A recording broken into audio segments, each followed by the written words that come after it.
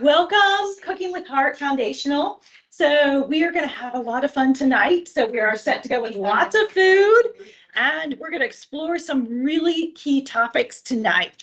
So we're going to have food and fun, and open your eyes to things about food in your body that you just it's just going to amaze you. So you're going to be floored. So now, who likes to cook? You never know. Anybody at home? Okay, I see Tamara. Okay, Juanita, how about you? So Juanita, if you want to, you can send me in chat. There's a bubble that looks like a chat bubble, and you can click on that, and you can send me your answers, or you can click on the microphone that has an X. That's the icon, and you can take yourself off mute, or and Tamara is using sign language with me, so all those work. So awesome. So okay, just want to make sure. Okay, so today we're going to make 5 dishes, not 4, 5 dishes. Okay, so you're going to definitely go away with at least one that you're going to love, and maybe more too. So we're going to do seared salmon and lemon and wine sauce, and I have plenty for everybody here to taste. We have a veggie that I'm not going to say yet because I don't want your preconceptions to enter in yet. A yummy salad dip sauce. It can be used with fish, different things. A nearly instant meal called Naked Burrito Bowl, and then chewy chocolate chip oatmeal cookies. So you're going to sample all those, and you're going to be confident making those. So, okay. In a moment, I'm going to cover heart healthy eating too, what that means, and clear up the confusion because there's a lot of information out there. Easy to get confused on what to eat. So I'm going to clear that up. So first, I want to go over a couple kind of logistics for the class. So first, awesome, everybody, you got here and you figured out what kind of is happening here. You've got your binder. Those at home, hopefully you got your binder in the mail. So awesome. I see Tamara, yes. So also you got the name tag set up there. So I want to get to know you. I'm really bad with remembering names, so that really helps me, and it helps other people get to know one another in the class. So that's part of what this class is, why we want you here together, so you can see other people that are also on this journey too. Please try and come every single week, or join us online. This information, I pack it full, and I know your schedules get crazy, but I only ask very little of you, but that you make the class as best you can. Okay, so it's just, it makes it so much easier. If you're here, you can ask your questions. Plus, you contribute to the energy in this classroom. So, by you being here, you get a lot out, and you actually help the others get a lot out too. So I love that. So let's see. We also have a new thing, a new awesome offering. And instead of I normally do a pre-assessment that's like 8 questions. It's my best shot at trying to give you a feel for where you are on some mindset pieces and some eating habits, and then we take it at the end. But instead, what I want to do this time is I have something even better. So I have a picture image that you do online to figure out your quality of what you're eating right now. So, and you get feedback on some areas that you can maybe improve on. And it's really cool. You can get as crazy in depth as you want to. You'll get a summary at the end. You'll get a score. It's very easy to understand. And then I get more details, like down to the micro. So it takes a few minutes to do, but it's fun. It's pictures. You don't have to fill in words. It's nothing like that. It's just you click on pictures. So I'll be sending you that tomorrow morning. It takes 20 minutes to 30 minutes.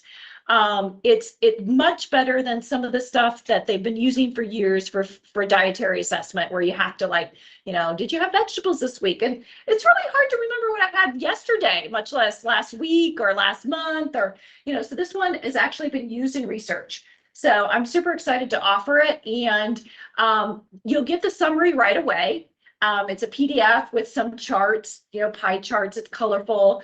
And you have the option of getting a detailed record of what's happening. And just let me know. I don't want to overwhelm you because it's like 14 pages. Okay, so that's a little much for some of us. But if you have some goals that you want to do, you can either request the detailed report, but better yet, you can say, Teresa, I'm trying to work on my heart health, or I'm trying to work on cancer, or I'm trying to work on, I've got this condition or family history, and I can give you some hints, okay? I won't be able to sit down and have a 90-minute session with you, but I can definitely look at your report with that perspective and give you some feedback on it. Now, I do want you to know that one of my drivers of this class and my philosophies is that you're in the driver's seat. You know you best, better than me, okay? So I will give you choices always. I will give you best practices, but in the end, you use your intuition because you know you best. So that is available, and I really hope you take advantage of it, and then you'll be able to take a post-test. So if you go up 5 points in this scoring system, then you are making a significant difference. Things are changing, okay? So whether you see it on the scale or in your, you know, blood pressure or your hemoglobin A1C, you are making significant improvements if you change 5 points. So, and that can be done easily in 4 weeks. It's not mammoth kind of changes. We all know in the nutrition world, we know that small changes make big impacts. So I don't want you to think that you need to change a lot. And actually, I'm going to encourage you to not. So, okay.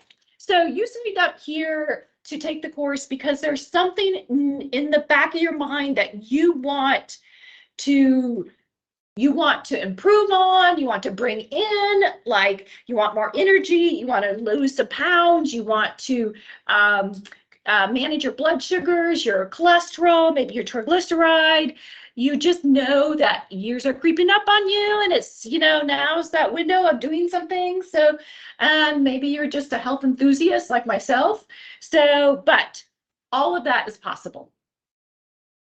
I've seen many people come through the classes and do magnificent things. In the last class, we had a couple that went through and their cardiologist had referred them to this, and she dropped her blood pressure to 120/65. If you know anything about blood pressures, that's a really good blood pressure. I'll take that one, okay?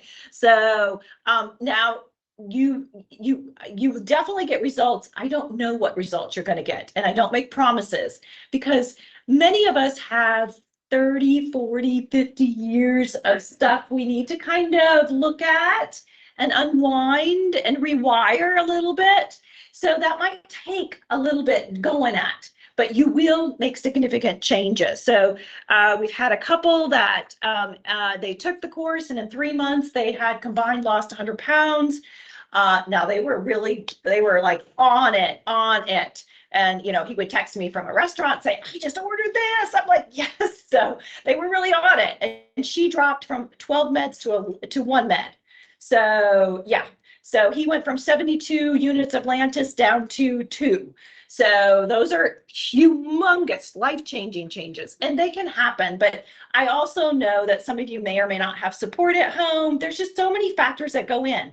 And I want you to focus on you. I don't want you to compare yourself to anybody else, to any of these success stories I've shared. I just want you to know this works, okay? So now, one of the key things that I want you to understand that is left out of so many programs, and I've been doing this for a number of years, and I actually got out of doing this because I was very upset and disappointed at some of the industry. And I've gotten back into it the last 10 years, and here's the thing.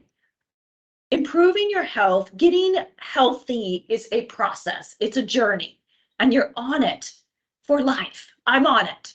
And here's how it works is when I turned 50, 70 years ago, I was pretty healthy comparatively. But guess what? I'm a lot healthier now. I'm healthier as I get older. Now, do you believe it's possible? It is. Okay? Because I take baby steps and I learn things and I incorporate that. And I learned, I have things I'm working on too, guys, for eating. So there's just so much you can do and so many flavors you can work in. So I plan on continuing when I hit the 60 mark in a couple of years. I'm going to be healthier than I am today, full of energy. So it's a process that every choice you make has an impact. And I don't want you to feel like the weight of the world with every choice. It doesn't work like that. It's not about perfection. It's just that you have opportunities to serve yourself with every decision you make, to serve your goals, to serve your health. Okay. So, and there is room for whiteys. Okay. So, so now not weekly. Okay. But I just want you to know this is customizable. And there's a lot of programs and diets out there, and this isn't a program or a diet. And those programs and diets I hear all the time from people, they can work and they will work for a small subset of people that they work for a short period of time. But I have not discovered any of the programs or diets out there that is sustainable. So this is a pattern of eating that I am encouraging. So there's wiggle room in it, and you're always moving forward, okay? And it's a Mediterranean anti-inflammatory. Now, Mediterranean, if you look into it, can mean a lot of things. I will guide you on what that means. And anti-inflammatory, and we're going to start off today with a lot of heart healthy dropping in there. So now I hope I haven't scared anybody off. So this is fun, and it's got to be fun. So, okay, a little bit about me. The culinary instructor here. My background is a registered dietitian and then a PhD in nutrition. So I went a little longer, tortured myself a little longer, pretty passionate about the nutrition, but I'm passionate about all of health. So my dad passed away 2.5 years ago now of multiple things, but he really had severe heart disease. He had 23 stents in him. He had open heart bypass at age 48 young. That is really not a good thing. And actually, he was one of the first probably 10 in the Quad Cities that had open heart bypass here. So, and he didn't make any changes, okay? So his exercise gave him as much life as he had. He was an avid tennis and pickleball. There's a bench actually with his name on it over in Bettendorf, named after him because he was very ardent about pickleball, getting it picked up in this area. But his last 10 years of life were yucky, very yucky. Even though he lived to be 77, those last 10 years were nothing that I want to actually experience. So, you have agency. So my mom, she's 83, remarried. She she has survived 5 cancers. First one, breast, at 52 young. And she's super healthy. She's not on any medications right now. I think vitamin D and calcium supplements. And she just returned at the beginning of this year from a 3-week trip to New Zealand and Australia. She took the last child at 80 years old. She has one more grandchild to take, but when they turn 11, she takes them to the bottom of the Grand Canyon by herself, walking and back up. She became a yoga instructor at 72 young, and don't tell her this, she's not very coordinated. Okay. So the point is you can do whatever you set your mind to. So, and she's loving life. She's, living between here and Arizona. Her new husband lives in Arizona, and they have these 2 homes that they take care of, and they, entertain people multiple times a week, do the cleaning and prep themselves. He's 84 and she's just turned 82. So, that's what I have, those 2 that I know I can choose to follow. So, and here's the thing about genes, so that people don't understand. Genes are not a determiner of your health, guys. Genes only will work against you if you give them the environment to work with. And that's what my dad did. Okay. So, but I am not on meds yet. Now, I would be on meds if I followed his lifestyle, guys. Clearly, I know that. I've already, done enough fooling around to see some things move around. So, but I don't give it a lifestyle that it's going to thrive in. So it isn't. And my markers are magnificent. So, I don't know, someday maybe I might have heart disease, but I want to put that off till I'm 80 something, 90 something. And then when that happens, I want to be super healthy and fight it. Okay. So those are all possible. I want you to understand that. I have 4 kids, single mom. I don't have time to mess around. I need energy. Okay. When I get home, I'm down to 2 at home, kind of 1.5 because 1 came from college. But when I get home still, it's like, mom, mom, mom. So you know how it is. Like, there's no time to rest. So, I can't be sick. I can't rest. I want to have the life that I've dreamed of and I'm living it. So I want that for you. Okay. So throughout classes, I am going to incorporate in, you'll see some key kind of mindset psychology concepts, because it is more than just knowing what to do. Okay. You can listen to great TED Talks. You can read great books. You can have a great, conversation, go to classes like this. That's great. But you also need to get the right mindset behind it to make the changes that will actually impact you. So I'm going to help you out there. Okay. I want to share now 4 key concepts. And if you've taken a class before with me, you have heard these, and I repeat these every single time because they're so foundational and they work for every situation. There are 4 things that you need to adopt for success. The first one is be open-minded, have a scientist mindset. So be ready to experiment and try things that maybe you kind of put off or poo-pooed or had a bad experience with before. I'm going to show you how to work with certain foods. A lot of them are vegetables. And I don't naturally love vegetables, guys, okay? I grew up and my mom boiled them to death and sprinkled salt in them. That's what she did. Now, there was always vegetables on the table, but there's about 5 that she cycled through because that was what happened back then. So I didn't really love vegetables. So I had to find ways to really jazz them up and really love them. And now I love vegetables. I eat a lot of them. I actually eat the recommended amount of vegetables, and they're delicious. There's no raw anything pretty much. So, experimenting is being open-minded, but also keeping at it until you find it. It's understanding that it's a process and things might not turn out. The cookies I make tonight, actually one time I was making them and I had applesauce as the substitute dish kind of for fat. And I was like, I don't have any applesauce. What am I going to do? So I tried yogurt, Greek yogurt. Guess what? I've changed the recipe. It works much better than applesauce. But I would have known if I hadn't tried that out. Now, it might not have worked, but it did. So I was open-minded, tried it. Some things do, some things don't. Second thing is take baby steps.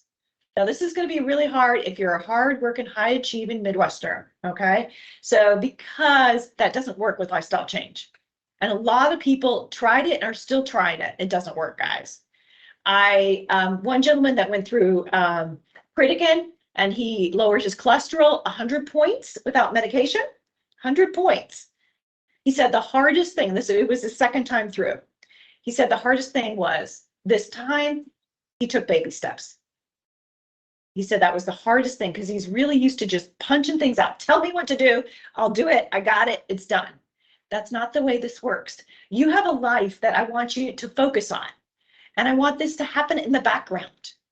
It needs to happen almost undetected.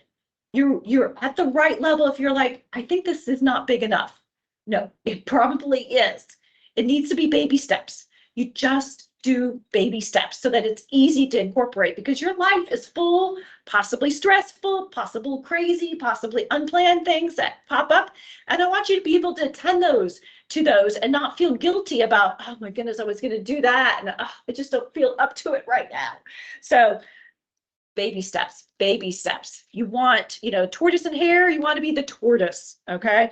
So that's what works here. So, okay. I also say, I want you to crush it on your worst day. Think about that. Think about a horrible day. And I want you to be able to hold on to whatever that change, that action step that you're trying to incorporate in. That's how small it should be. Okay. Self-compassion is the third thing.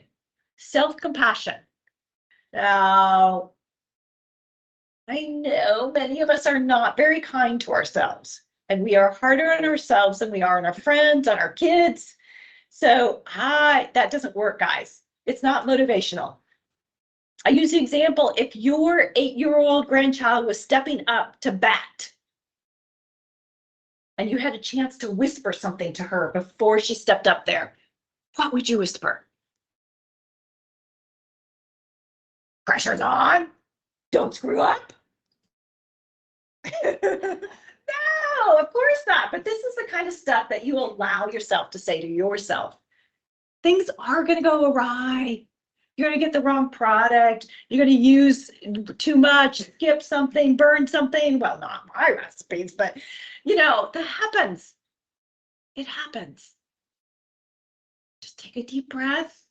And I'm really a big advocate of asking, what's the learning here? What's the learning? Because the learnings are golden. They're gifts if you're willing to take the time to look at them.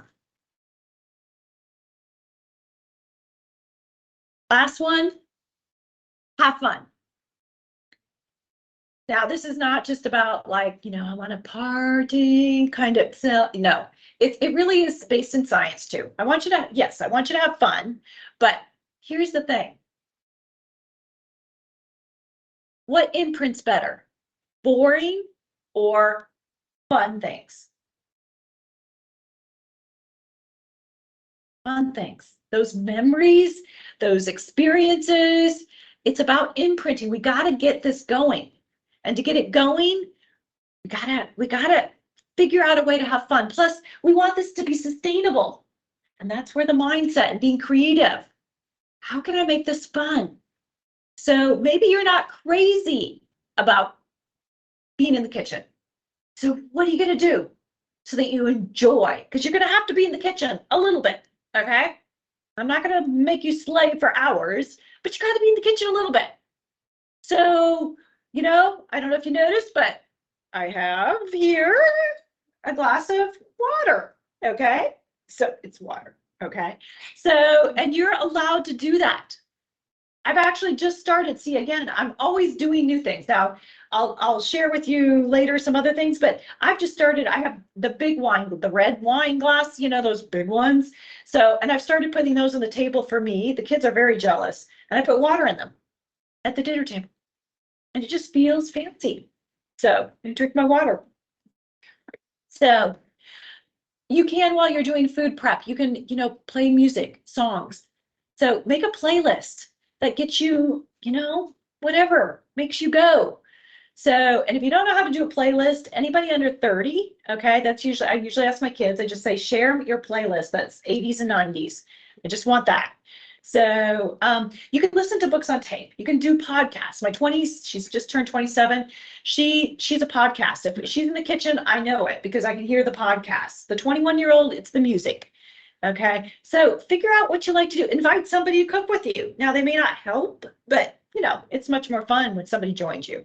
So call a friend, or after on Saturday mornings when I sit down, do my menu, I do my list. Everybody knows that they have to text me what they want from the grocery store by then, and then I go off to Aldi's and then Walmart and then back, and then put everything away, clean out the fridge, and then I sit down and I watch 10 minutes of Hulu now. It was Netflix, Hulu, my series that I'm watching. That's my reward. So, give yourself something, whatever it takes to make it fun.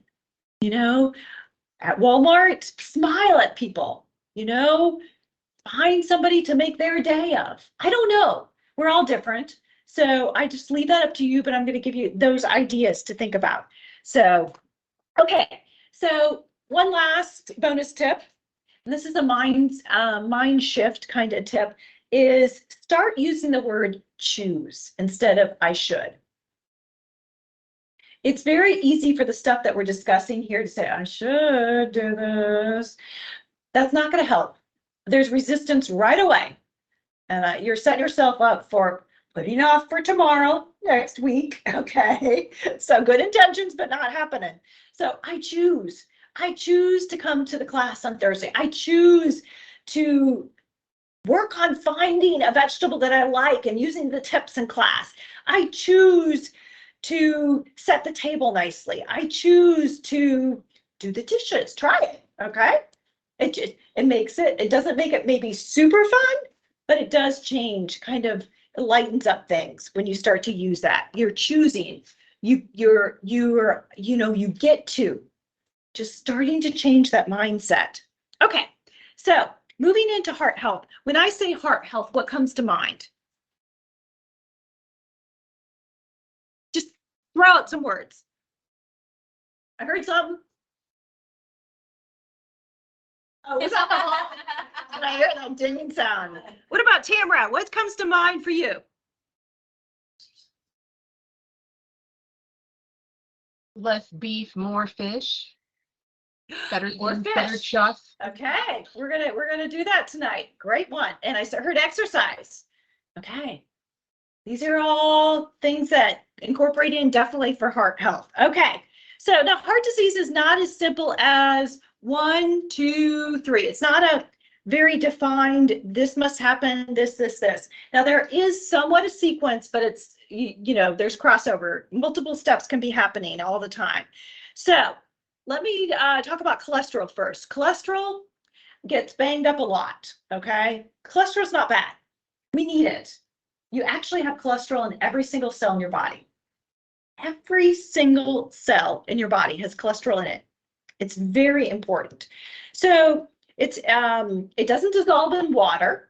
So you have these, your body has done this amazing thing, creating these packages called lipoproteins to transport the cholesterol in the bloodstream. And so we have low density lipoproteins and we have high density lipoproteins. So you've probably heard of them, referred to as HDL or LDL. So those are those both have cholesterol in them. They transport. Cholesterol is kind of soft, candle-like, waxy substance. So the liver actually creates most of the cholesterol that you have in your body. The liver, actually 4 times or more of what you find in that number you get back from the doctor's office. So the cholesterol we eat, not so concerned about, okay? If you're making 4 times, that's what we need to figure out is the liver. So the liver does a lot of cool things, and it makes the cholesterol so that you can deliver to all the cells, because there's turnover happening, repair, and all that. So it makes sense. You've got to have a way of delivering to all your cells. So the liver makes the lipoprotein LDL to transport to all the cells. So that's what the LDL's job is to do. Go from the liver, go throughout the body, and transfer cholesterol. Now, the HDL, what it does is it cleans up after LDL. There's some waste, leave off, we call them remnants of LDL that happen, and the HDL just grabs those up and then goes back to the liver. So the HDL is not delivering any cholesterol in any form. Okay, it's not hooking onto cells, anything like that. It's just circulating the bloodstream, looking for these remnants, and these remnants can become oxidized. And in a moment, we'll hear about that not good thing to happen. We don't want oxidized LDL. So the HDL, so you can see you want a high HDL because statistically, if you think about math and statistically, if you have a lot of HDL there doing their job, then the LDL remnants are going to get into trouble. They're just going to be quickly swept up and taken back to the liver, and then your body's going to either repurpose or excrete the cholesterol. So it's a really cool process that for thousands years is gone just fine up until last 20, 30 years. So, okay. So what happens when things don't go well? What happens is we see there's 2 different subtypes of LDL. There's small dense and there's big fluffy. Okay, so different types of this LDL that's delivering cholesterol. And the one that we don't really want is the small dense for a couple of reasons. So the small dense are small. So they literally are small and they're dense. So, okay, so your bloodstream, remember, your heart is pumping, okay? It's pumping 100,000 times a day, okay? And pumping 60,000 miles, your blood through your capillaries, your veins, and arteries, okay? So pretty big job the heart has. So imagine your blood passing through your body. Do you think of it like a stagnant pool or like a fire hose going out? Which do you think is more appropriate for your blood?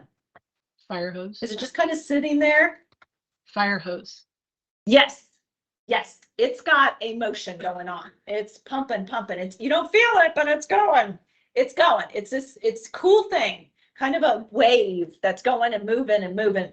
And the small, dense LDL, they are so dense that they sink with this flow going on.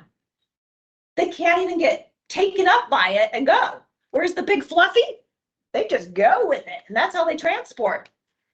The small dense just sink. So now you got a problem. They're not getting around like they're supposed to. And I like to say the small dense, they're not really good worker bees, okay, essentially. So they sink to the bottom and they get into trouble. Kind of like, kind of what I imagine junior high kids, if you kind of let them out in the hallway with nothing to do, they would just goof off. I think, anyways. I got one right now. She's finishing up. She's in her last week. So, but you know, junior high kids, they'd be like shoving each other against the, you know, hallway lockers. You'd have a little damage going on. That's kind of like the LDL. They sink to the bottom and they just goof off. They aren't doing their jobs. Whereas the big fluffy, they are working. They are doing it. So the other thing is you get nicks, and we're going to talk about nicks in a second, on your arteries. And the small dense, they fit real nicely into those nicks, whereas the big fluffy, they don't fit well into those. So not good. So we don't want the small dense. We want the big fluffy. So how do you know what you have? Well, there's some tests, but we traditionally don't do them. Maybe someday we'll do them. So, but we actually have some markers that kind of tell us if you have. Just because you have a high LDL actually doesn't tell me. Okay, so that's logical, but it doesn't actually work in practice. Okay, so we actually find that half of the people that have heart attacks have normal LDLs. So LDL is not always a marker for what's going on. Better is your HDL and your triglyceride. They tell us if you have dyslipidemia, basically dysfunctional numbers. They're dysfunctioning. So if your triglyceride is high, 150 or higher, and your HDL is low, instead of, we want it high, remember? So if it's below 50 for women and 40 for men, then we probably have a problem. We probably have a high proportion of those small dense LDLs. So you actually have 6 times more likely of a heart attack with a high triglyceride and a low HDL. Notice I did not bring in the LDL because the number is not as important that we get in the lab report for your LDL as knowing, getting indication of whether we've got those small dense LDLs from our HDL and our triglycerides. So, okay, so I want to use some props here. So I'm going to need you to use your imagination here while I bring out my props to explain a little bit more of what happened. So let's pretend this is your artery, one of your arteries. So it's probably about 1,000 times bigger than what your artery is in real life. So, you know, your arteries go from your heart around. So now your artery has layers inside in there. And the first one on the very inside is very delicate. It's called the endothelium. And if you do some reading more in depth into heart disease and heart health, you will hear endothelial mentioned quite a bit. The health of it is very important. And actually, before we even get plaque starting, we get breakdown in the endothelial layer. And I hope someday we will have some tests that tell us about the endothelial breakdown, because then we can catch things before we get plaque buildup. Wouldn't that be nice? Yeah, because, you know, this takes 20, 30 years to happen.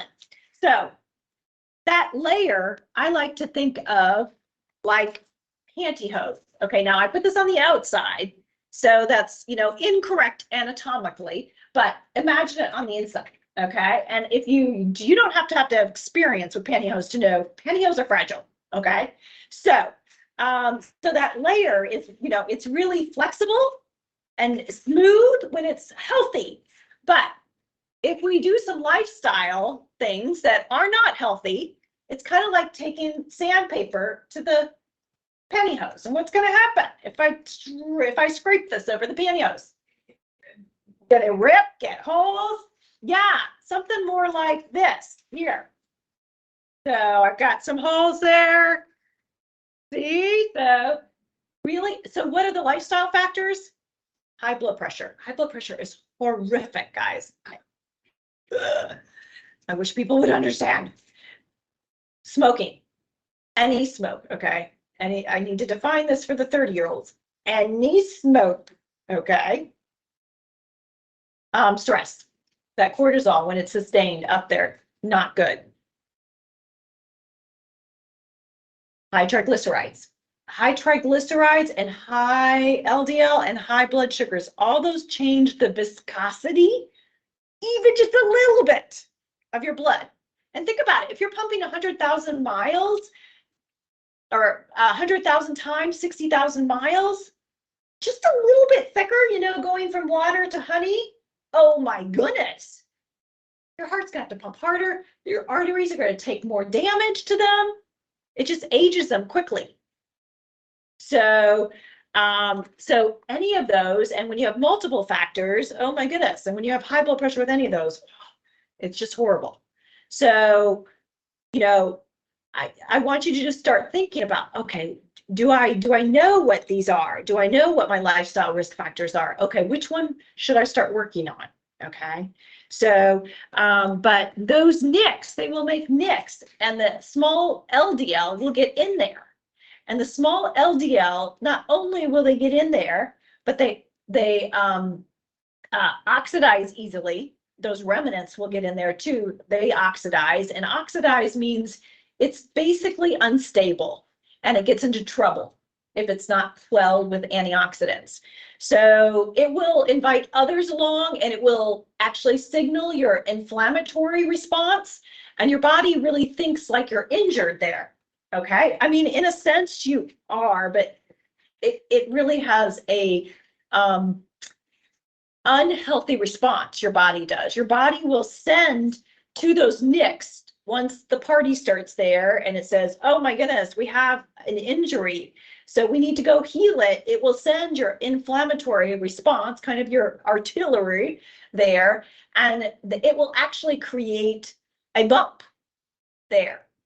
And then a bump means we've got a little slowdown with that blood supply going through there. And then your body detects again that we've got something going on there. We're going to send the inflammatory response.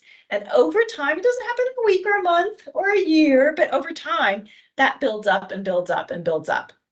And what tends to happen is it actually gets ruptured. It's soft, waxy-like. Now, if it gets hard and calcium-like, then it's not, it can narrow the artery, which we don't like, but it won't break off. It's the soft ones, unstabilized, that can kind of like, if you think of like, if you've got an owie on the outside, like a really big one, you know, it's scabbing really nice and it's big, and that would be like a soft one. And then you take it and you go, oh, it's just bugging me, I'm just gonna pick it off. Okay, I'm just saying in theory. So when you start to pick at it, what do? Some of it you wound it, okay? Some of it's peeled back. Maybe you decide you're not going to go all the way with it. So you pat it down. You're like, I'm just going to put Band-Aid and forget about it and see if it'll heal. Well, now you've really created a muck here. And that's what can happen on the inside when you have that unstabilized plaque. So your blood pushing on it and different things are going to pull it back and expose it.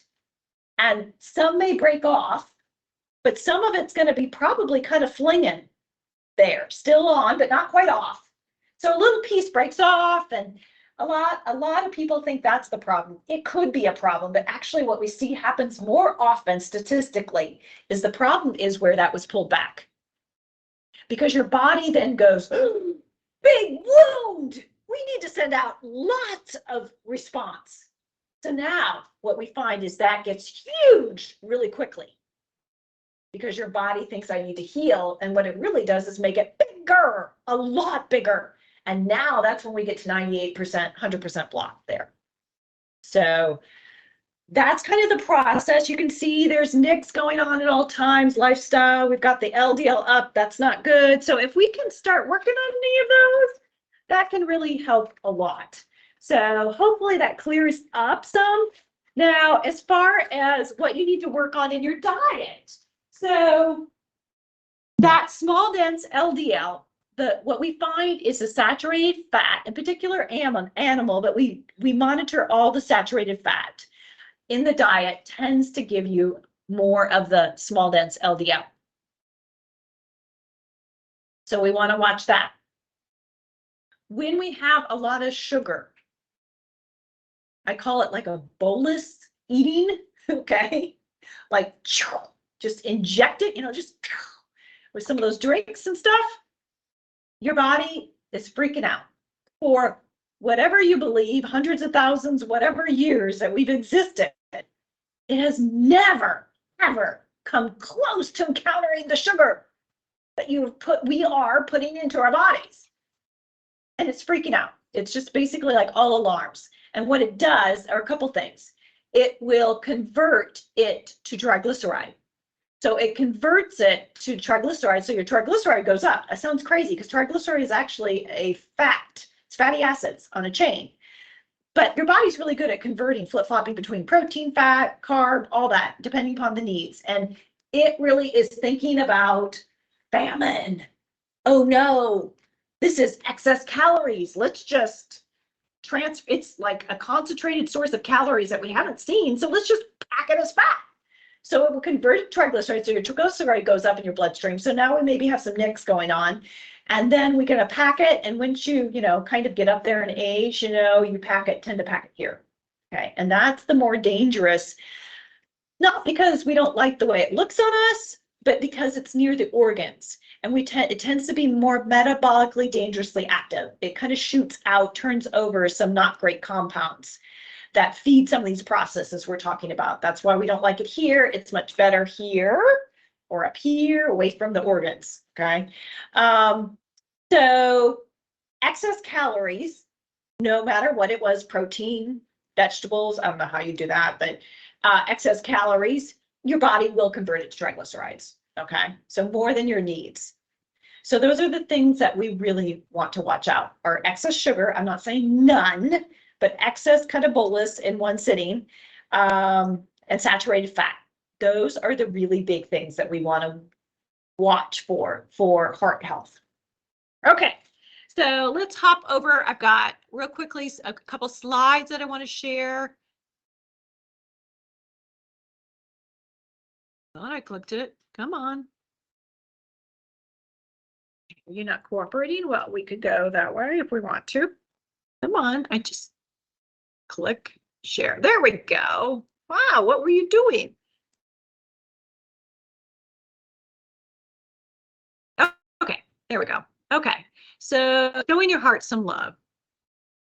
So this first, I have a quote, the greatest wealth is health. This is one quote I love because when you don't have your health, of course, that's what's always on your mind. So the greatest wealth is health. Okay, so strategy 1, eat healthier fats. I didn't say non-fat. Notice when I gave you your kind of quick rundown, I didn't say non-fat. I just said saturated.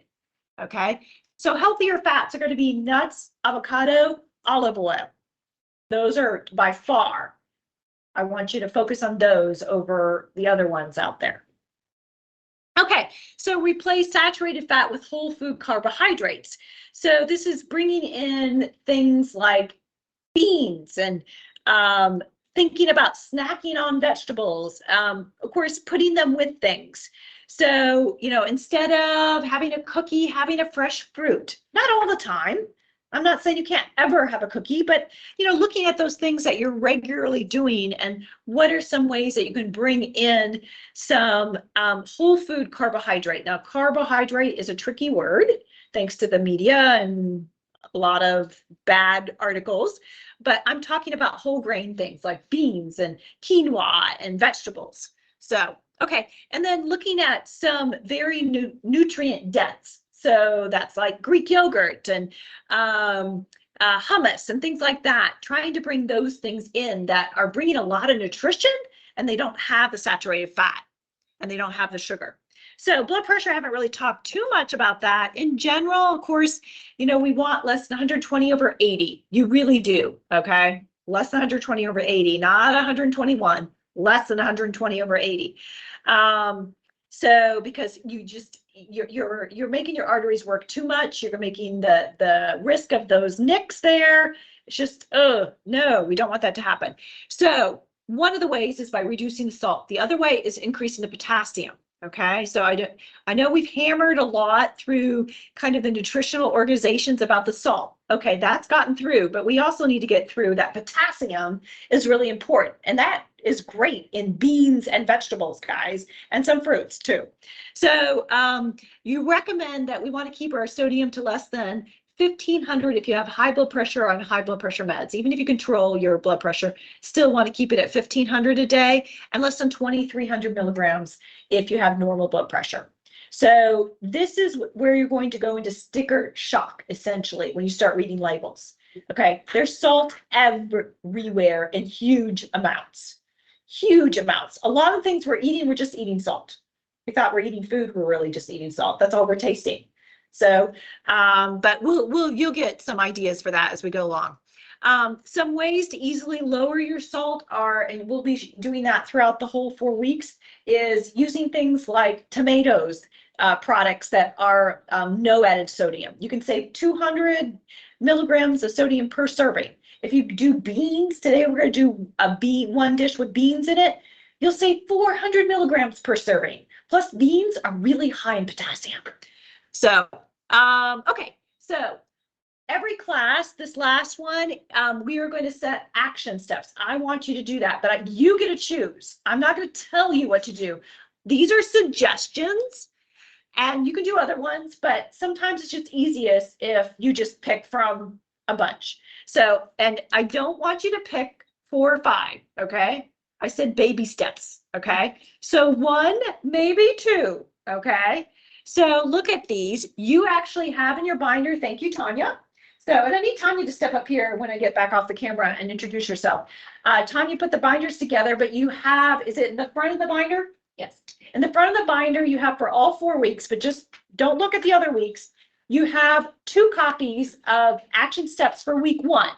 The reason you have 2 copies is I want you to leave 1 copy with me and just check off with your name, because I want next week, if you forget it, I want to have a copy so you can look at it. Because one of the most important things you're going to go away with is the learnings. And you can't have the learnings unless you remember what you said as your action plan. Okay. So you'll take 1 home to remind yourself, put on the, refrigerator or keep in your binder, whatever. But I want you to leave 1 here. There also is, you'll notice on the other weeks, there's actually a couple lines for your learnings, because in the future, when you come back, we're going to take a moment to actually reflect on what your learnings are. Okay. And if you didn't get a chance to do your action step, hey, that's a big learning.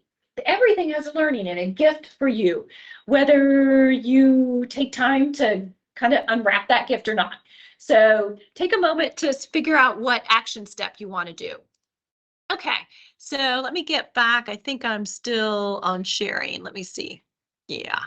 Okay, so I'm going to have Tanya step up and just introduce herself. I'm Tanya. You'll see me throughout the hospital. I actually am in the cardiac treatment unit in the morning. So if you've been down there, you've probably seen me. And then I come up to cardiac and pulmonary rehab in the afternoon. And I pretty much help Teresa with the heart-to-heart program throughout the week, and I will attend some of the classes to help her as well. So thank you for having me, and enjoy the classes. They're wonderful, and you'll get a lot of information out of them. And don't be afraid to try things. I have actually done the same. So I try to make it one of my learnings to try something new, because I'm one of those people that is Everything has a texture. I'm a texture girl, so it's weird. So that she's getting me out of my comfort zone. So that works. She's done fabulous. So yes, yes. So awesome. Okay, so we are going to cook. Time to cook. So I'm going to switch the camera here so you guys can see at home my hands as I go over things. So let me see. Oh, camera. That was not what I wanted. I want in settings. Let's go back to settings, device settings. Let's go to room camera and then. Okay, so tell me on the screen there, do you see my hands here? Yep. Okay, awesome. Okay, so and at home you should too. Okay, awesome. Yes. So let's start with the chocolate chip cookies. Yes, because I know you're dying to know about those. So, so these are really good. I'm a little biased, but they go over really well. Thank you. So now I didn't do anything like wild with them. I know this is the first class, so but there's a couple things that I did. So there's quick oats that are used in them, 2 cups. So quick oats is really just traditional oats ground a little bit. So you don't have to necessarily, if you don't have any on hand, just grind up a little bit. You can look at kind of what it looks like here to see what kind of the size is. But when we talk about oats, there's the old fashioned and then the quick and then the instant. The instant you want to stay away from because they add a lot of things and it becomes really, really small. So, but the quick is here that the quick is just traditional round so that it will be quicker to cook. So whereas they add salt the instant because salt lowers the boiling point. So we don't want to do the instant. So, okay. So the other thing that I did is I added some Greek yogurt so that we were able to lower to 2 tablespoons of canola oil and 1 egg. So the egg yolk has a little bit of fat in there. So just Greek plain yogurt. Now, in theory, if you were to taste the batter, you would taste a little bit of the acid from the Greek yogurt, that sourness from there, but it disappears when it bakes, I promise you. Let me know if you can detect it in it. So a 1/3 cup, it really helps it hold up. When I used applesauce, I had to be really careful because the cookies kind of fell flat pretty quick and I had to watch the cooking really closely. They would burn quickly, whereas this just kind of cooks like normal. So I find, so in cookies, Greek yogurt is something to think about for substitution and biscuits and things like that. It will work. You can't go to non-fat, okay? Fat does perform something very important in your baked products. Canola oil is in baking. I don't go through a lot of canola oil. There's a couple times we use it in this class. Canola oil has monounsaturated, so as a type, it doesn't have saturated. My problem with the oils, as you'll find out quickly, is the processing of the oils. It's not the chemical structure because manufacturers are chemically processing all the oils on the shelf except for EVOO, okay, which means they're deodorizing and chemically extruding them from the seeds or from whatever the fruit kind of is. I don't like that process. It's pretty strong. What they're trying to do, and they're successful, is to make the oil bland. Because a bland oil can work in a lot of different products. It's a lot more flexible. So, but EVOO is actually true EVOO, and this is the one that I recommend in this class. We'll continue to talk about extra virgin olive oil, but this is mechanically created. So it's a physical process versus a chemical. So there's a big difference because along there, you're going to get the antioxidants. And that's what I really want in the EVOO, that we have proven that it helps with heart disease. It helps with, just the oxidation that happens and breaks down in all the chronic diseases. So it's not so much the monounsaturated, that you'll probably read up a lot about olive oil and the better oils. Yes, it's not got saturated, which I just told you we want to stay away from. True, yes. But really the gift that people don't get in the EVOO is some of the phytochemicals and the antioxidants that really help your body do some amazing things. So canola, we just use a little bit, okay, because that one is, I know it's around the corner. They're going to come out with some mechanically done oils. I've read about them with Dr. Wheel. So he's an integrative medicine doctor. So they're working on getting them in the food manufacturing world, and then maybe they'll be available to consumers. So But that's what the cookies, if you want to grab the, actually in the, on the top shelf on the left, I think I have a, just show, well, why don't you bring it here and I'll show it to the at home and then, so I just want you to be confident. I've done it on parchment paper. Oh, here. So you can see that's just, there's nothing fancy, just a little drop. That's what I did for these here. So yes, yeah, perfect. Show them, Tanya, little Vanna White there. So yeah, so these were just what they turned out. So very simple. So about 30, I think this one made like today, 34 cookies. So really easy, 350. So 8 minutes to 10. Flip them is good to do the first time, turn it, because if you have a hot place in your oven, you can figure that out. So I usually do the upper rack. That's what I remember in all my, baking. I usually do the upper rack unless I make a note. So yeah. Okay. And I just want you to know, I mean, there's some, nutrition in there, but they are meant as a treat. So traditionally what I do is I have a container out in my outside freezer. So I would never put them on the counter. If I put them on the counter there, they would disappear in like 2 days. Okay. So I'm just like everybody else. I don't have this super strong willpower. So, but if they're in the outside freezer, I think, oh, I want a little something. Oh, let me go get 1 or 2 out there. And then I bring it back in and, I'm too lazy to go out there and get another 2. So, it usually does the job. So, but it's a really nice way. And if you, bring something somewhere, it's a good thing to bring.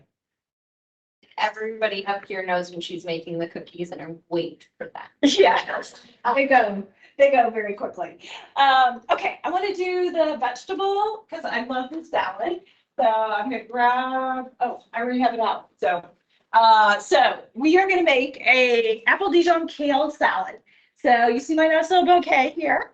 So I want you to understand kale. Now, kale was not my friend for many years. I used to be the Wendy's girl over in high school. I won't tell you what year because when you said 85, I was like, that makes me feel old. She was like, 85 is a long time ago. I'm like, I graduated in 84 from high school. So, we went through my mother's storage unit and she had things wrapped and I said, just to prove how long the stuff has been sitting here, what is the date on that paper? The newspaper. And she said the newspaper was 1985. It's time to get rid of some stuff. It was my grandmother's time, but still, it's the whole point. Well, I was over at the Wendy's on Spruce Hills and doing the salad bar. I don't know if you remember when Wendy's had the salad bar with the iced and the Crocs and the kale. I always got assigned. And it was like, kale was always between there because it's so robust. So, but I've come to really respect and love kale when you understand it. So I put it here in kind of the cold ice water here just to let you know that sometimes at the grocery store and the produce, it looks a little sad. It looks a little wilted. Unless it has dark, like yellow or brown spots, it's okay. Okay. So what you can do is you can put it in like 10 minutes in like cold ice water and it will revive. So it's pretty robust, but yeah, so don't be deterred if the last bunch is like a little wilty and you're like, I really want to make that kale salad. So now when we talk about kale, some of the problems with it are the bitterness and the bristliness of it. And so we want to change that. So one of the first things is the bitterness is in the stem, a lot of it, not all of it, but a lot of it. So we need to get rid of that stem. So the easiest way to get rid of it is actually just to use your thumb and your finger and then it comes off. So now it may not come off exactly perfectly like that. I did pick these, so, but you essentially just work it off. You'll see some people online that use a paring knife. I'm like, really? That's no fun. So it's much more fun to do this. So, but you just work it off. So, and you can, if there's a little bit more there, you don't have to get every last little bit of but the thicker part, you want to definitely get off. So, the other thing is, the bristliness of it, we need to break it down a little bit, and we can break it down either mechanically I can actually just massage it right here. And after a few minutes, it's actually going to turn darker green because I'm popping actually the bubbles in the surface, the air bubbles, and those make it cloudier looking.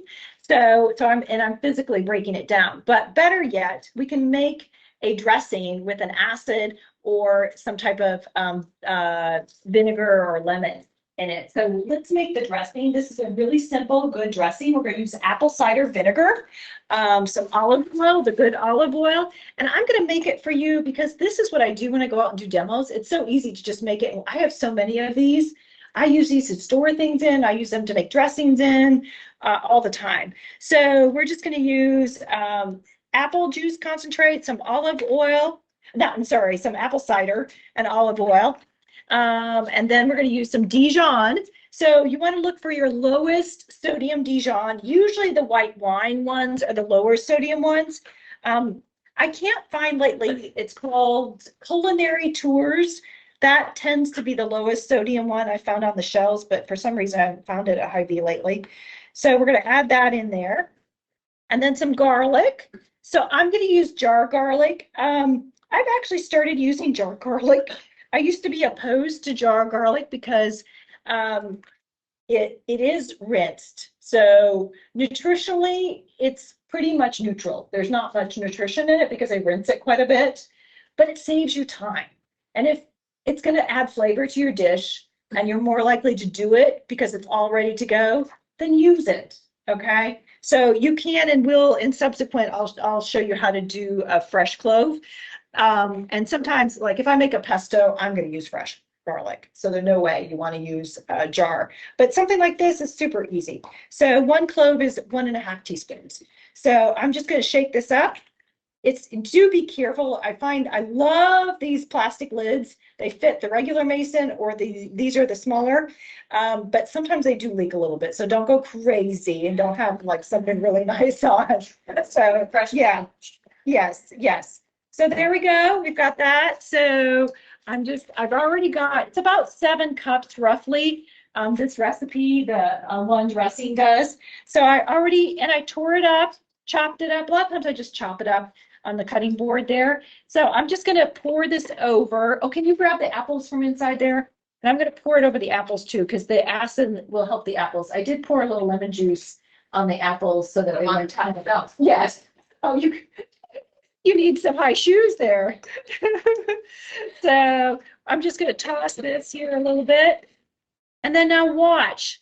So I'm just going to work this in. And you really want to work it, massage it. Use your hands, okay? Don't try and use tongs or something like that. So you've got to massage it, but you can see how I know I'm coating it, but it actually is going to turn a darker green and it's going to break it down so it's not as bristly because it is kind of a deterrent, that bristliness of it when you bite it. We want to make it a little more like romaine. And actually the acid is going to make it a little milder. Now we don't want the mildness to completely go away. Okay, that's part of the advantage. And actually it's part of the healing part of the kale. It's a cruciferous. But we want to tone it down a little bit and then we want to match it. So I matched it with a sour apple, the green apple. Now I only use the green apples when I match up with cruciferous because they have that bitterness and that sweet sour matches is a really good partner for that. Now, if I'm snacking, I'm going to snack on a Fuji because a Fuji doesn't have the enzyme that turns it brown. So I'll just cut up and eat it throughout whatever it's a snack throughout the day. And a lot of times those are huge. So it won't turn brown on me. So it's sweet and crisp. So, but for adding to salad, I always get the green. Now you're welcome to try a red if you like. I just don't like Granny Smith, but I'm just telling you, it's a really nice match. Then we're going to use some raisins. They just add a little texture and a little sweetness too. I find using these is nice. Just use 2 boxes for this recipe. So that way, you know how sometimes raisins go bad, like not bad, they go hard. So if they're in the box, they usually last a little longer. So we're going to sprinkle on lastly some walnuts. Now walnuts are a great nut.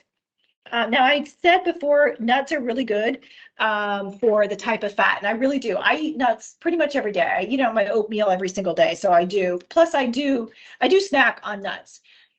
Now, some people have real trouble with snack. They're like, Teresa, I just can't. I overeat on nuts, and I get that. So here's something that I heard from a doctor that I follow that I really like a lot. So he's in the UK, the top doctor kind of in social media.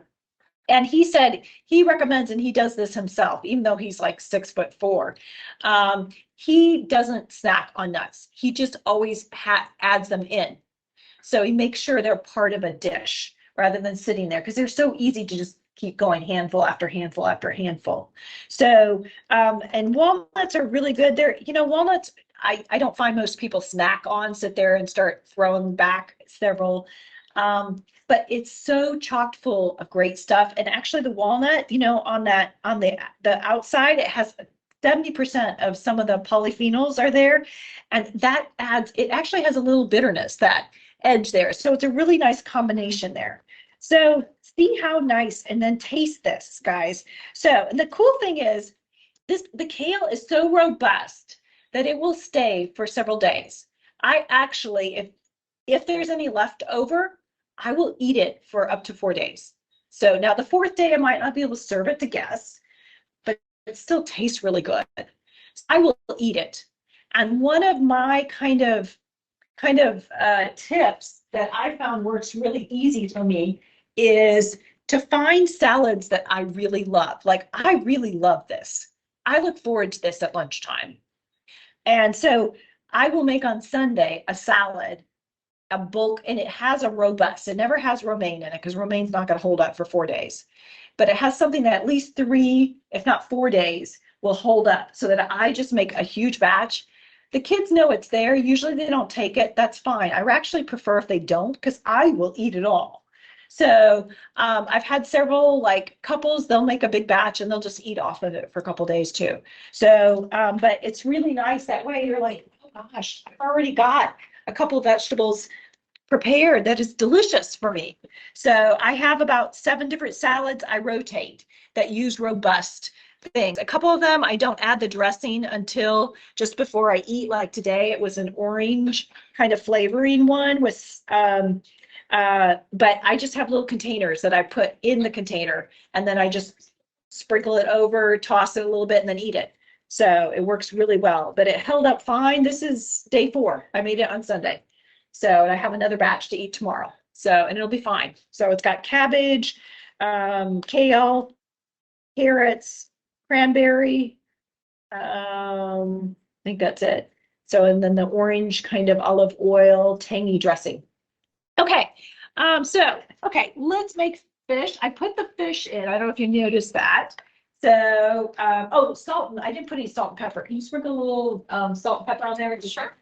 Some grounds there. So I don't want you to be scared of salt and pepper. So salt's not evil. It's just we get too much because in the processed products, they add a ton. So I don't want you to think like you can't. You just use it, to bring out the flavor. Again, we're not trying to taste salt in this. It will help bring out some of the flavoring. Okay, salmon. I'm going to grab the salmon. We are allergic to peanuts or nuts? Anybody? Yeah. Anybody have allergies? Thank you. Any allergies? No? Okay. Okay. So, okay. Now, salmon, I didn't really talk about fish, but one of the easiest ways to lower your triglycerides is to eat fish twice a week. Hands down. So it is magical. And I say fish is kind of like moisturizer for your arteries. We find the platelets that contribute to plaque buildup are less, the clotting factor is less, your arteries are more flexible when you have regular fish. So our research says up to 2 times a week.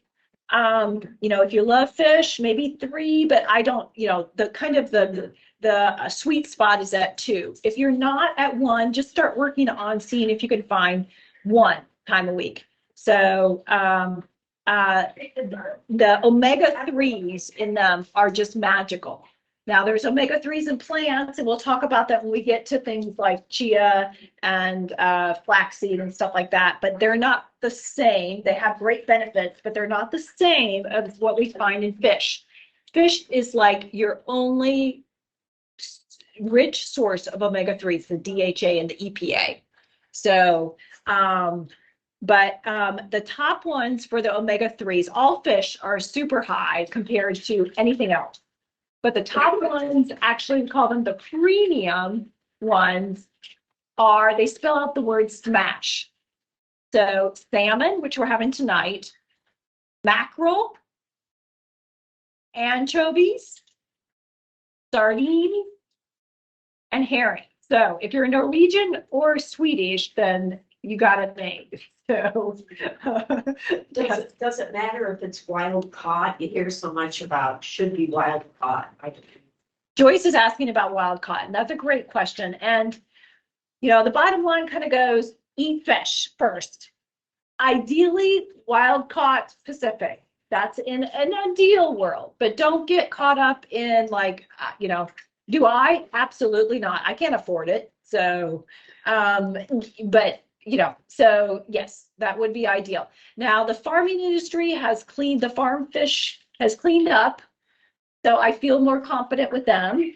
So they used to be a little ucky with their fish food and stuff and their practices, but there's been some regulation. So, you be the judge of, and, if you're like, I'd rather do cod, halibut, tilapia, that's fine. Find ways to do those. They're each different. Some of them are like, they need some flavoring added. Some of them are softer. So you got to figure out, but non-fried ways of fixing them. Fish is actually so easy. When I see it on the menu, I'm like, yes, that's an easy night. So, you can always cook it 350, depending upon how thick it is, but usually by 15 minutes, it's cooked through on a piece of parchment. So you can make a parchment pack with it. You can make fish tacos with them. So tonight we're going to make a very elegant, but super easy to make dish. This one I make all the time. I make it on Christmas Eve. I make it for guests because for me, it's the best way to make fish. So let's see. I need that tray. So I got the fish from Hy-Vee. Now that's because we have an account with Hy-Vee. For me, I usually get my fish from Walmart, so frozen. So, that's okay. So some of us, that's the best way to go to get our fish. Now, when you get it from the counter, sometimes it can be thick in the middle. So salmon, the way Mother Nature made it's the whole fish is kind of thicker in the middle. If it is, and I did for these, I cut out, you'll see there's two little pieces because I cut a couple of them were really thick, and it's going to mean you're going to go crazy trying to get it cooked through in the center, and the sides are going to get burnt, kind of overdone. I do take temperatures. It's really important that you think about taking temperatures because we want to make sure all the viruses are gone. So, so make sure you have as flat, it doesn't have to be perfectly flat to start off with. And then for our kind of rub for this, I'm just using 2 spices. So they're pre-made ones. One's just a table blend, but the secret is lemon pepper. So lemon pepper you can get at Mrs. Dash. Here's a Mrs. Dash, and here at Aldi's, they have a lemon pepper. So that's no salt. You want no salt added to the lemon pepper. So you just do a 1-to-1 ratio of the kind of more kind of all-purpose. It could be a garlic something, but don't, get like the chipotle. We're going to use that for another dish. Don't get a super strong. Just get something to kind of, we need to dilute the lemon pepper, okay? Because lemon pepper, if you like, lemon pepper is wonderful, but it's really strong. So if I were to only use lemon pepper, which I did try one time, it might be a little too strong. My kids, once I made it, they said, Mom, what'd you do? It's really strong. They were coughing as they were saying it. So it was a little too much, the lemon pepper. That's why we do a 1-to-1 with just an all-purpose kind of no salt, added salt seasoning. So I just put 1-to-1 here of 1 tablespoon of each. Mix it up. I'm going to put it here. And I'm going to, now you can spray it with nonstick, or what I do at home a lot is I will just take a teeny bit of the olive oil and then take a paper towel and take it around. The main reason I do that is because the nonstick spray will break down your pan sooner than the olive oil will in general. So I'm very particular about my pans at home. So I have to train my 19-year-old how to use them. My son is atrocious for putting on. He just did that this morning. He had the pan on and left and went to the bathroom. I'm like, it's on. Where are you going? Okay, so we're just going to pat this. Put that with the seasoning on there, put it in. Get this one.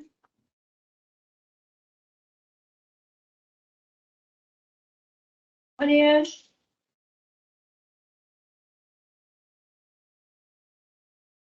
Okay. So that's gonna cook. Let me put a lid on. So we want to pan sear it. So we're trying to get it to temperature because when we add the lemon juice and the wine, that will lower the boiling temperature, which makes it harder to get, and if not impossible to get to 145. If you look up online, a chef, a culinary trained chef doing a poaching with wine and lemon, they will probably quote you as 120. Okay, the fish will taste the same, look the same, but it does not kill the viruses until you get to 145. So that's why. So now when I cook this to 145, it might look like I burnt it. Okay, so I've done this many times. It's not burnt. It's part of the seasoning that's cooking. Plus, once we add the lemon and the wine, it's going to create moisture and it's going to infuse the flavors. So if you think about it, I'm lowering the boiling temperature.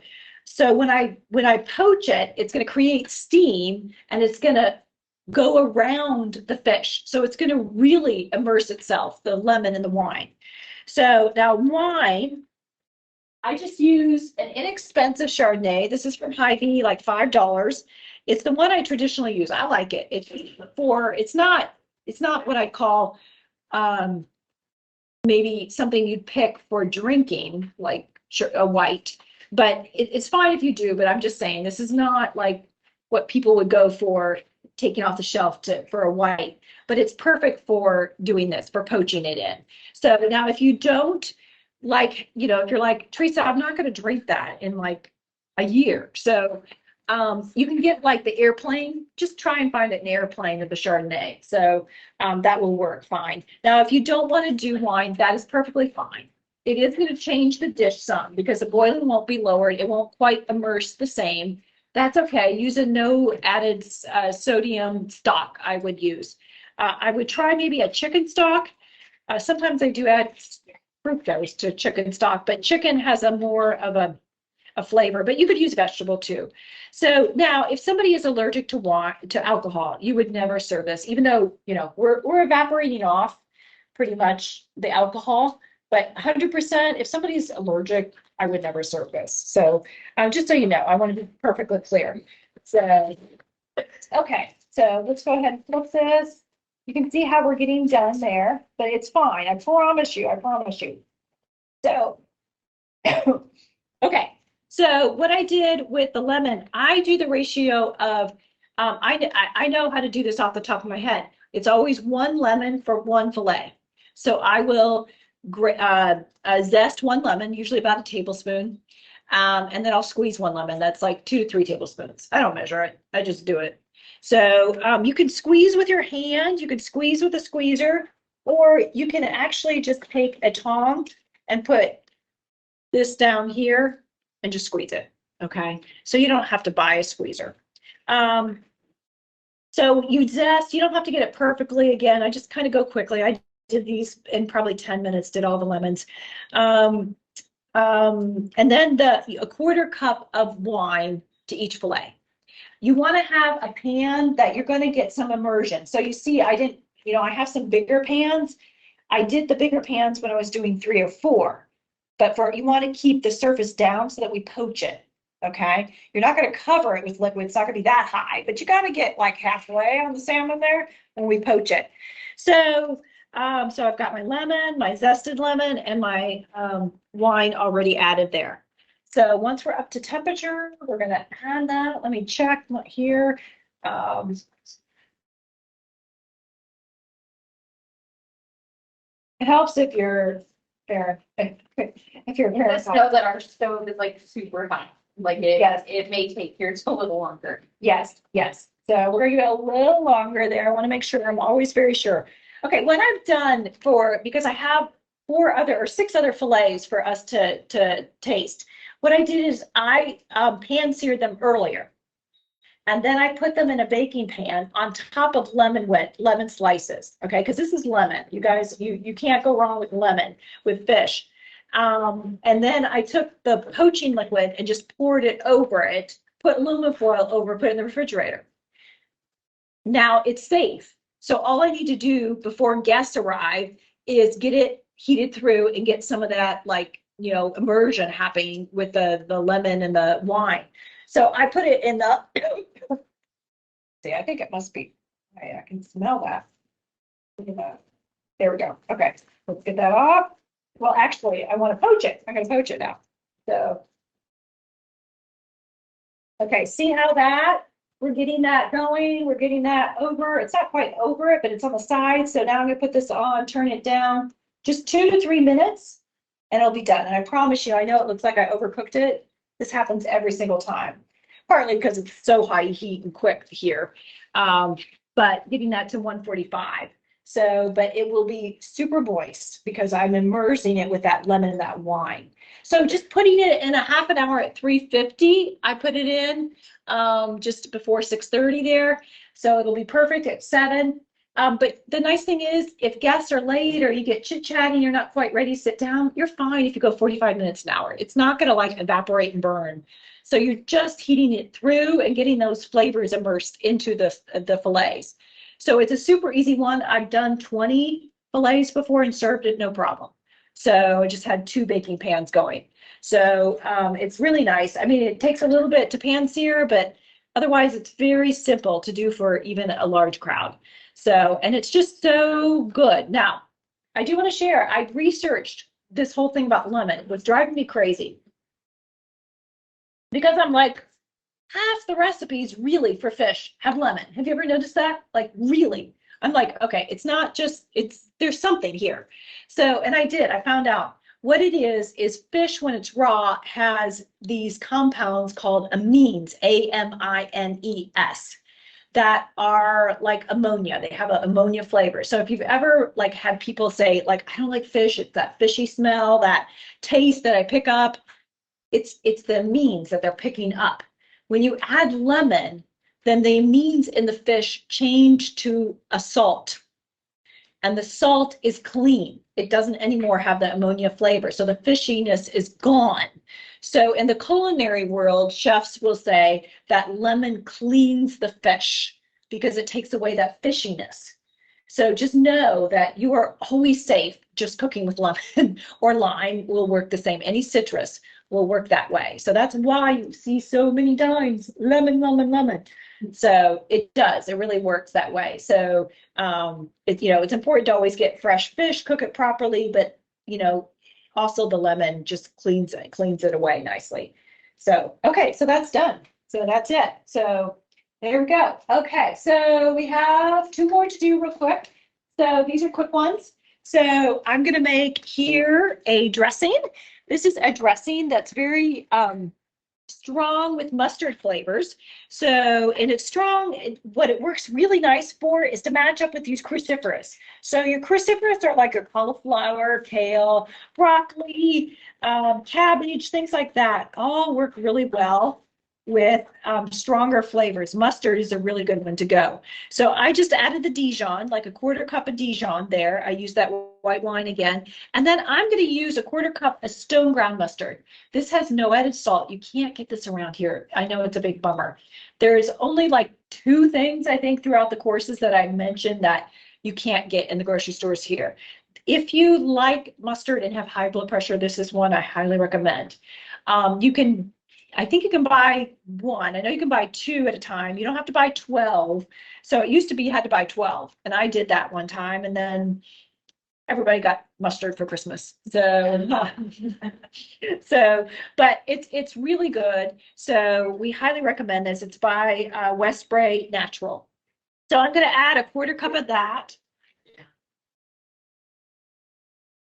And then we're going to add seasonings. Oregano is a really good one, and garlic powder, So I want to show you with oregano real quick. Anything that's tones, you know, these little ones, they actually have a string that you can unravel. Usually I can't ever find the string, but you just peel down the label a little bit and then just turn it and then it comes off. This is much easier to measure a teaspoon or whatever you need than trying to do it through the top. So the kind of unusual ingredient is apple juice concentrate. So this is just like the apple juice that you make for summertime, whatever. So this is just put in there, it's not diluted, frozen, just thawed in here. We're going to put a half a cup. Now this is sugar. I don't want anybody to think it's not sugar. So it's a little less processed than cane sugar, and it brings in the apple flavor, which is nice. So it's something we do here and there, but I don't, you know, we're not drinking this, so I feel okay. We're just dipping this. You can also, many people in class have brushed this on fish to give it flavor and just cooked it and then eat it. So that is a really nice way to go. You know, salad dressing you can use this for, again, you know, you're only using a tablespoon or two on your salad, just giving it something. Well, there we go. That's all there is to it. It's done. So we can taste that. You can just like taste it. We don't really have any vegetables for you to dip in, but it would be something that we would do that. Just dip in. But the last thing we're going to do is make it burrito. So I'm just going to put this in the microwave. This is the rice. I'm just going to put that in here. Heat that up. And you see that's riced cauliflower. So the big thing about riced cauliflower, they have all these like varieties out there. And I think that's wonderful, except for they always add salt. So just make sure there's no salt added in there. So, but riced cauliflower is really a great thing to think about adding and using. Now, the thing about it is it's a cruciferous, remember, rice cauliflower. So it's going to be strong tasting. So if you overcook it, like in the microwave, overheat it, the water from the cells might burst out. And so you might get some watery cauliflower there. You want to drain that off because that water is sulfur tasting. So it's going to make it more pungent. So just, you know, best you can, don't overcook it. Check the bag. Sometimes you can actually cook it in the bag. Sometimes you can't. Just read the directions. Now, the first time I made this, my son was 15. He's now 19. Now, he is, you know, he was a growing boy. He could, you know, eat you out of house and home kind of thing. And he would eat a whole, we have a rice cooker. I'm kind of spoiled. That's really nice to have. And he would make like 5 cups of rice in that thing and just sit there and eat it. So he just loved, and it's white. My ex is Filipino, so a lot of influence from the Filipino side of the family, and it's all white rice from them. So I make my brown rice, but they like the white rice. So I served him this, which it looks like white rice, right? So, and he just scarfed it down. He said, "Oh, it was good, Mom." I did not tell him it was cauliflower rice. He thought it was white rice. He still does to this day. So really easy. It's because we have a strong flavor to match it. So, and the strong flavor. So just understanding how to mix these flavors together so they make a wonderful dish. And there's all kinds of ways to go at it, guys. All kinds of ways. So we're going to have black beans. So black beans, fabulous. I just rinsed those. These are no added salt. They don't cost any more. You can get them at Walmart and Hy-Vee. So I'm going to sprinkle, and I used 1 cup. Now every can always has a cup and a half. So what I do is I take the other cup, rinse, put it in parchment, and put it in the freezer, and then in the morning I just break this off and put it in a container. And I have container. It's not that this is expensive. I mean, you can put this in the wastebasket if you want to, but it's just that you want to have on hand things that you could easily either kind of superpower and make delicious things that you're already making, or make a dish. You know, when you go, oh, I don't have anything. I need to go out to eat now or grab takeout. But no, wait, I have that stuff in the freezer. I have some pesto, I have some marinara, I have some beans, I have some, all these things that you have that you can easily jazz up something or just make a dish from it. So that's where just having it in the freezer. I have a container with that. I do tomato paste, you'll learn. I just do dollops of tomato paste that I don't need from that little can. I have that. I add that to things all the time. So we're going to add the seasoning here. This is a Mrs. Dash Southwest Chipotle. So we just add, this has really got kick. It's really strong. No salt. And we're going to mix that. And you can, if you want to, optionally add some chicken. We're not going to add it tonight, so you can just see what it'd be like without. We're going to add the cauliflower rice, and then I'm going to add salsa on top. If you have cilantro, you can add cilantro. Cilantro is a really good seasoning. Can you grab? I put the salsa. I put the cilantro back. You grab the cilantro in the door. Thank you. So here's the cilantro. Next week, I will tell you the secret to keeping it for 20 days. So, cilantro. Okay. Okay, we're gonna mix that in.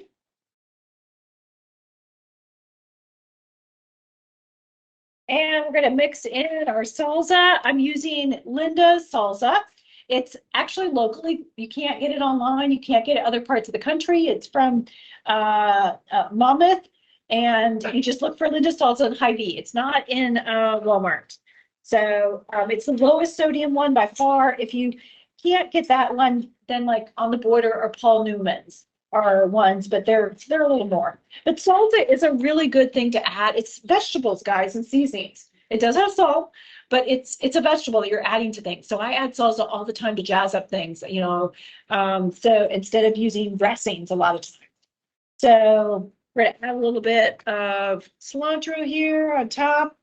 And then, can you grab the avocado wholly? Yep. So whatever you have, you don't have to have these things. The cilantro is optional, lime is optional.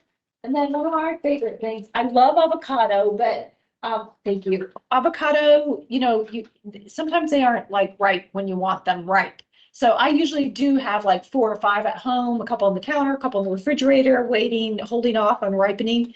But here, this is just avocado. So you can get these. Now be careful, don't get the holy guacamole, because they have guacamole too, that they add salt to. But this is just avocado. And so you can just use this anytime. So, and the cool thing is that I love. Do you get those at Hy-Vee too? Yes, Hy-Vee and Walmart. And the cool thing is, if you're like, Teresa, I'm not going to go through all that. I think it's, I do from 10 days to 2 weeks expiration. Well, you can freeze it. So these containers you just take, and I write the date permanent marker, 3 months, put it in the freezer. So you can just anytime easily thaw that out for a dinner. By the time, just put it on the counter, it'll be done, thawed out in an hour or so. So, but avocado, yes, it's high in fat. You probably have heard that, but it's high in fiber and it's super high in anti-inflammatories, guys, super high. I try and have avocado probably every other day. So just a little bit here or there. I'm like, I always have them out on the counter. Oh, is that one ripe? Okay, we're gonna put that on. So, I do have to toss out some because, nobody has invented anything that can keep an avocado from going bad after a day. Okay, there's some hacks you can do to keep it a couple of hours, maybe overnight, but I wish, somebody will make $1 million to figure out to make avocados. So, okay, so we have cookies, we have dressing, we have naked burrito bowl, and we have kale apple Dijon salad, and salmon. So can you believe it? So all kinds of yummy, yummy stuff. So think about your action step. So I really want you to think about that, and you're going to learn from it. It's going to be a learning. And then next week, we are going to, next week, we're going to talk about knife skills. We're going to talk about arranging your kitchen and how to set yourself up so that you kind of fall into eating the foods that you really want to be eating more of. So that's a really important class. They all are, but next week is really about organizing, making your kitchen health-centric by design. So, and we'll be doing zoodles and peanut crunchy bowl, and we're doing a sauce that all chefs know how to make, and I'm going to teach you how to make, and a berry quinoa salad. So lots of fun next week. So we're gonna hang out and eat here. Thank you guys at home, a little over there. I will be sending out a recording. Probably it takes almost a week to kind of get the recording edited and up and marked through marketing, but I do record this class, so you can go back through and review it. So that kind of thing there. And I'm here for your questions, guys. So I will send you out the link for that dietary analysis. I'm super excited about offering that for you guys, so you can kind of track your progress, and it will actually help kind of motivate you with some area suggestions. But keep in mind, you are the boss. You know yourself best all times. Thank you.